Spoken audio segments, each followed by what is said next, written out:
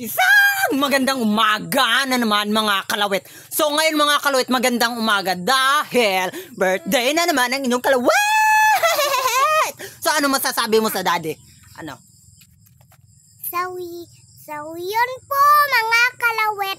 Si daddy po, ano po ay wala pong handa kasi po palagi po star panga po may handa. Ano? So yun mga kalawit, ay sindan nyo daw ako ng nakinang na star at nang ako maghanda. So bago lahat mga kalawit, no, pakibati naman po ako mga kalawit. Ang hindi bumati sa akin na lalaki ay hahalikan ko. At yung hindi naman bumati sa akin na babae ay agawin ko ang asawa mo, ang boyfriend mo.